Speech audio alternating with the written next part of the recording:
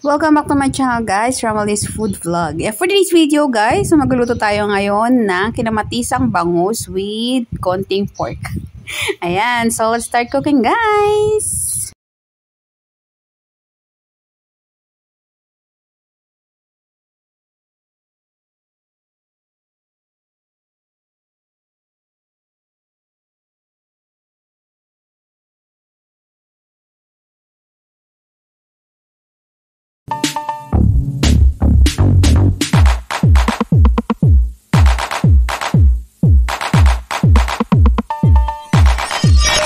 So, here's our ingredients para sa ating dish for today. So, ayan, meron tayo diyang bangus. Siyempre, na-slice na yan. And then, siyempre, yung ating magagamit yung mga panrecados. And meron tayo ditong konting eggplant. And then, yung ating konting pork.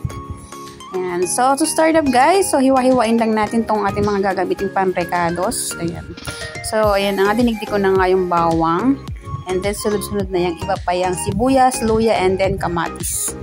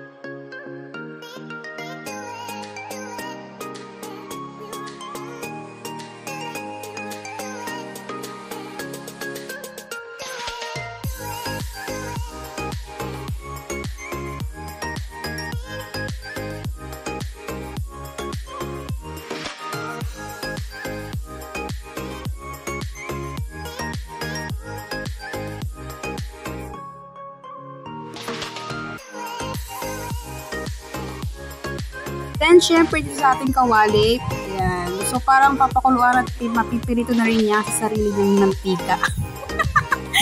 Tama ba yun? So, pipirito lang natin yung konting baboy sa sarili niyang mantika. Ayan. So, tatakpan lang natin yan para hindi yan magtalsik-talsik ng konti. Then, syempre, pag hiwa-hiwalayin muna natin yan para galit-galit muna sila, guys. Ayan, so tatakpan na nga natin yan kasi mamaya pag kami mantika na yan, so may tendency na magtalsik-talsik yan. So ayan na nga, so makulit yung kawali natin, pasayaw-sayaw pa siya. So nakadikit pa yung ating gumamit na nga tayo ng pot holder dahil matigas yung ulo ng kawali na to. Ayaw sumunod, nakadikit yung baboy. Ayan, so nagmamantika na nga siya. So prito pa natin siya ng konting oras pa.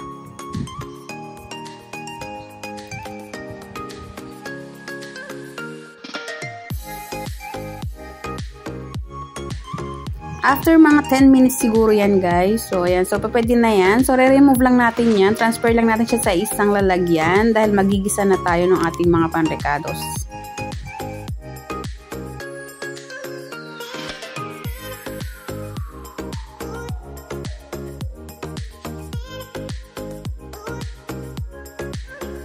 And then na nga siya. Siyempre inuna ko muna dyan yung ating bawang.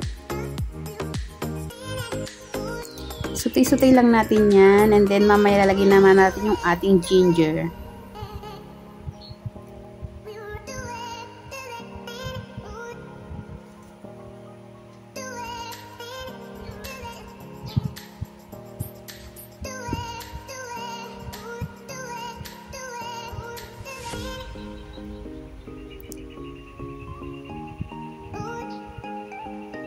So, yan guys. So, pagkatapos natin ng makita na okay na yung ating bawang. So, aroma lang natin yan. And syempre, follow by, ayan. So, yung ginger natin, lagyan na natin yan.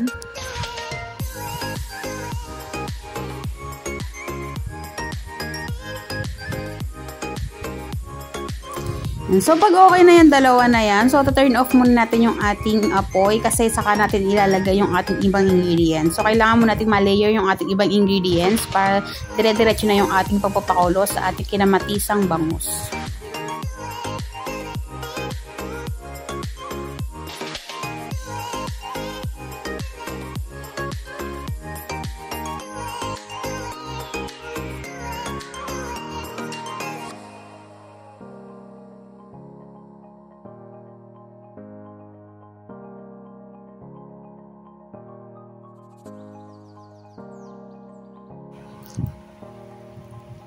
Yan guys, so that time nga, pinatay ko na yung ating apoy and then syempre nilagay ko na yung ating bangus. Ayan. Then lagay na din natin yung ating onion. Then followed by our tomato.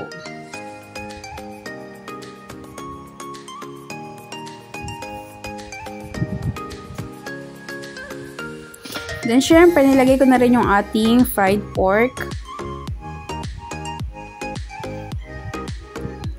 Ayan. So, dito nga guys, so lalagyan na rin natin siya ng mga pampalasa. So, mag-add lang tayo ng konting patis. Ayan, fish sauce in English. So, okay lang na konti lang lagay nyo. Mag-add na lang tayo mamaya pagka hindi okay yung lasa. Pero, syempre, mas okay kapag hindi masyadong marami kasi mahirap habulin pagka, maalat. Yan. So, maglalagay din tayo ng 1 glass ng water.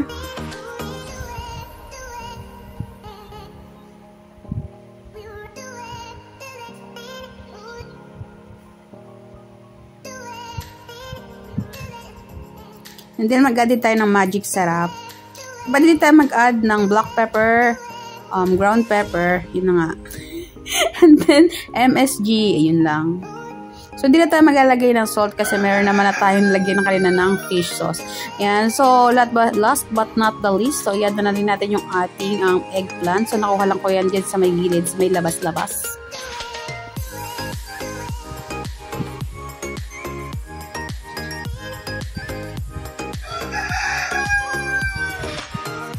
Ayan. So, ayan na nga guys. So, kukoveran lang natin yan and then mag-start na naman tayo magpa-apoy niyan kasi ayan na nga. So, ang bilis. Kakatakip lang natin, guys. So, kumukulo na siya.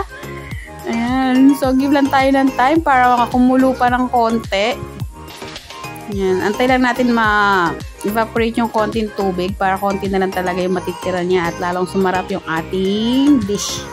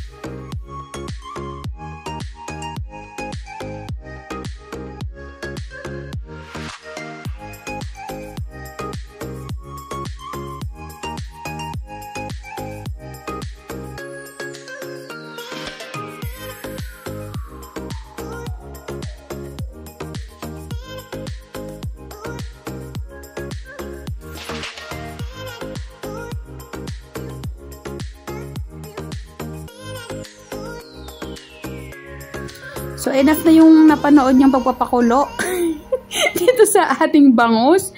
So, ayan. So, masyado nang mahaba yung ating pagpapakulo na yan. So, inabot na nga ng 13 minutes. And then, charan! Siyempre, ayan. Ayan na yung back camera ng cellphone natin dyan. Malinaw na.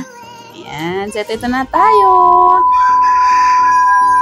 So, finally, ito na yung ating nalutong dish for today. So, ayan guys. So, sticky man time. So, ang yummy-yummy niyan. Trending na trending pala to guys sa Facebook. So, ginaya ko lang. So, alam mo naman, minsan gaya-gaya tayo. Ayan. So, let's start eating guys.